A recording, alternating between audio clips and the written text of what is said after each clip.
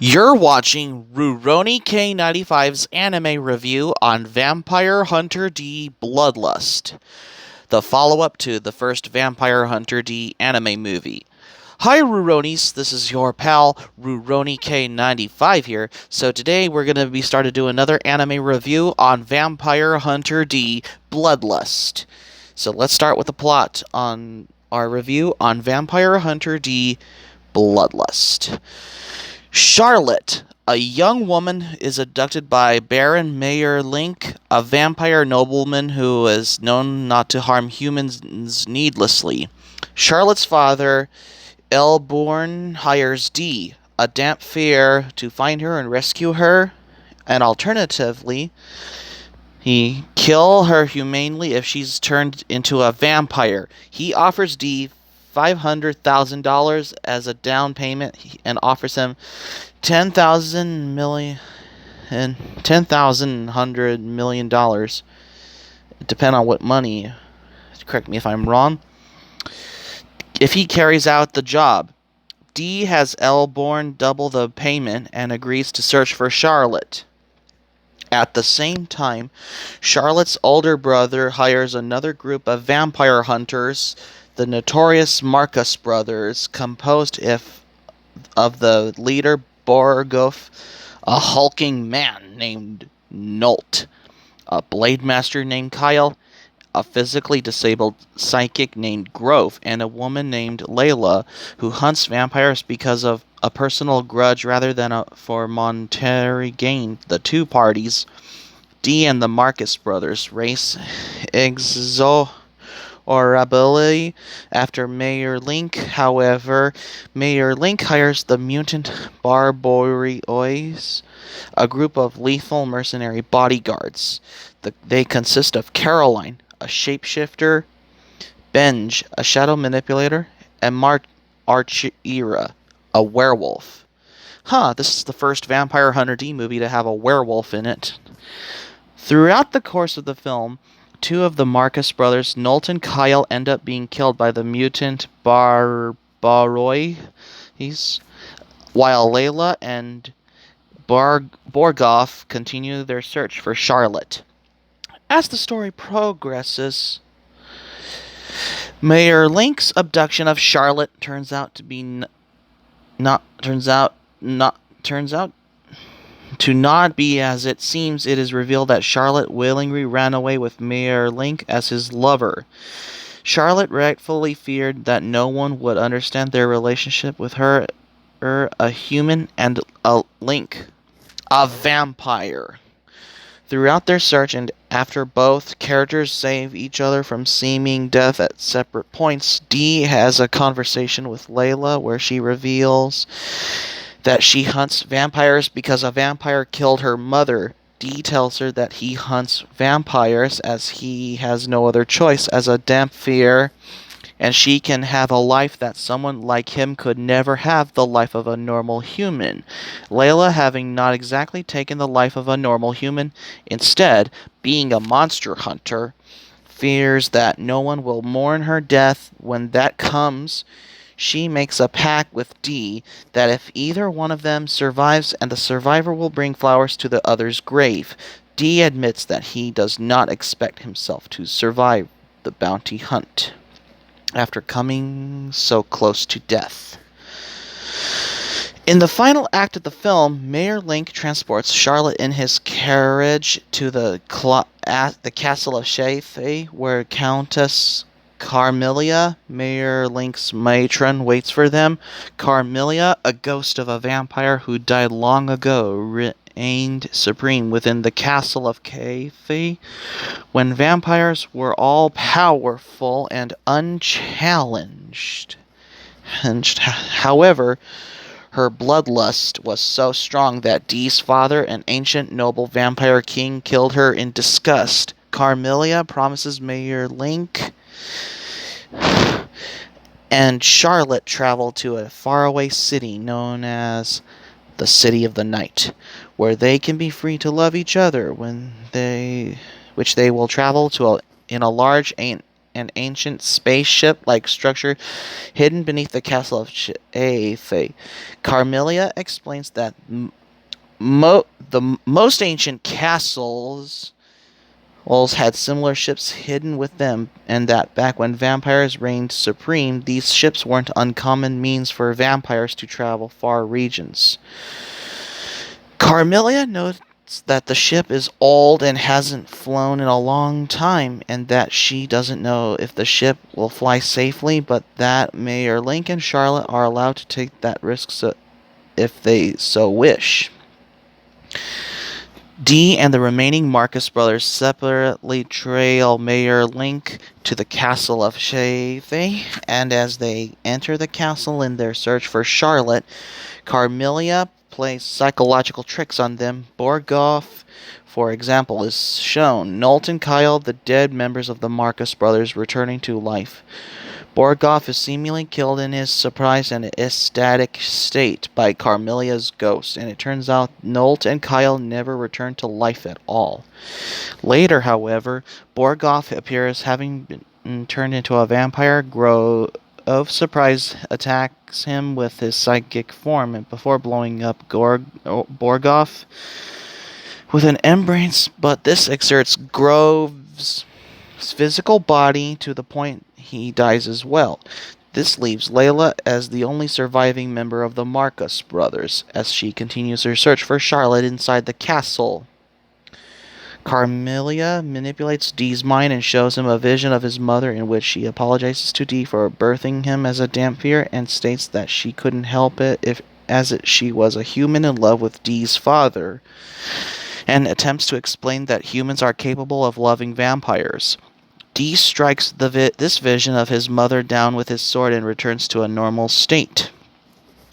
In a plot twist, Carmelia turns on Mayor Link and Charlotte, as Carmelia had actually plotted to kill Charlotte all along, with the reason being that Carmelia needed the blood of a virgin to leave her ghostly infernal form and return to life.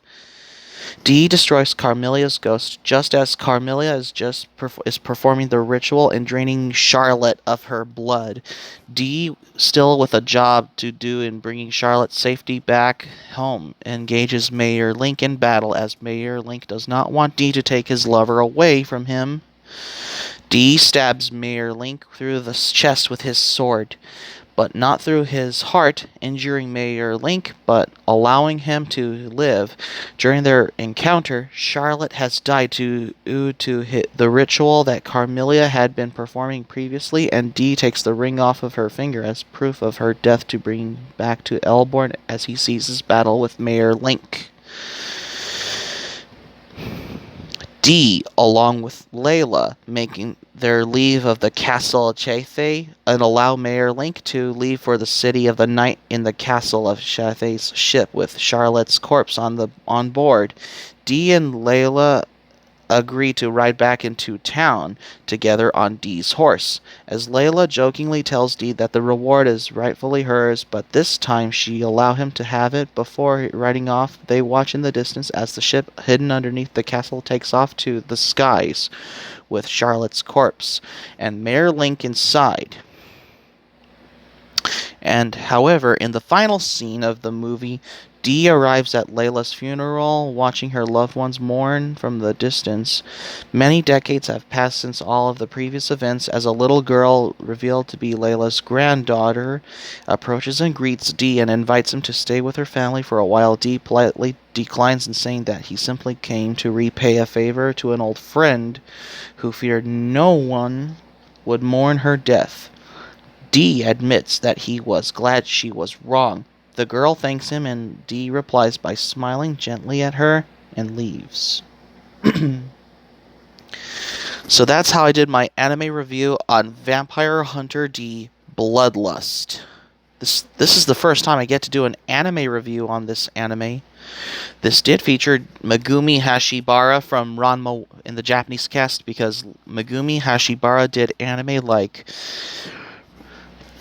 Ranma 1/2, Neon Genesis Evangelion, Detective Conan, The Slayers, Love Hina, Saber, Marionette J, Pokemon, All Purpose Cultural, Cat Girl, Nuku Nuku, Video Girl, I, Shaman King, and Cowboy Bebop, which is one of her infamous works.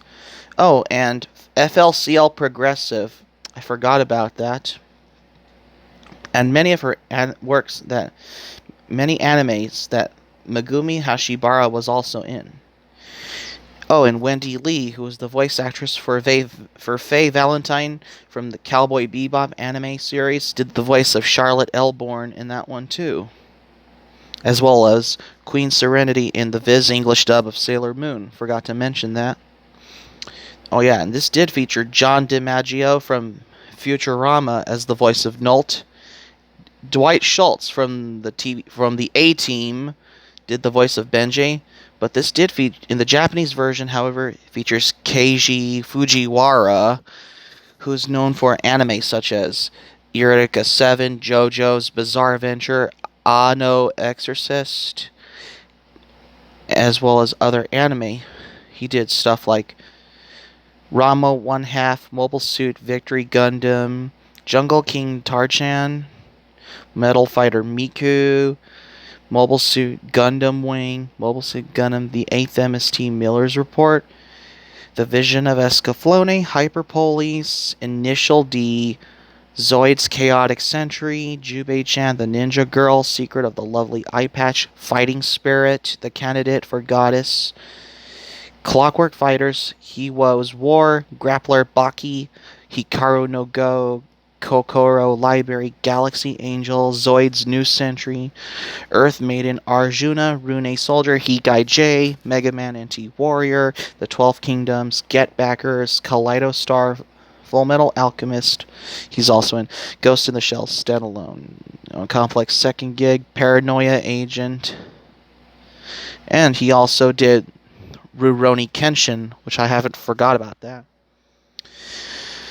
Yeah, and this is my first time I get to do an anime review on Vampire Hunter D Bloodlust, because this is a follow-up to, and it was first released in Japan on April 21st, 2001, as well it was first released in the United States of America in the early 2000s.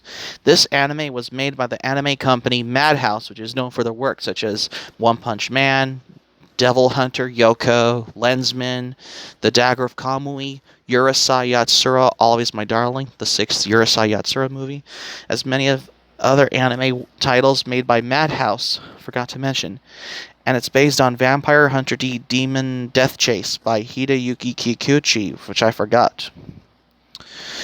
Yeah, because it's an anime dark fantasy film directed by Yoshiaki Kawajiri, who did Wicked City and Ninja Scroll, and also Lensman, Secret of the Lens. So that's going to be it for my... Oh, and Neo Tokyo and other anime he directed. Forgot to mention that. So that's going to be it for my anime review on Vampire Hunter D Bloodlust. Thanks for watching, but before we go, here's my quick thoughts about Vampire Hunter D. Because I have Vampire Hunter D Bloodlust on DVD, because it's in my anime collection, because I have 2 Vampire Hunter D anime movies in my anime collection. Hope subscribe for content. My anime planet link in the description down below. Please leave in the comments what are your thoughts on Vampire Hunter D Bloodlust. If you like this video, please click the like button on this video as well. Be sure to subscribe to my channel, RurouniK95. Feel free to join my channel. Click on my notifications bell button. Check out my other previous videos that I upload as well on this anime review. I have uploaded more recently how I got. So like, subscribe, favorite, comment, share, social media pages on Facebook, Twitter, etc.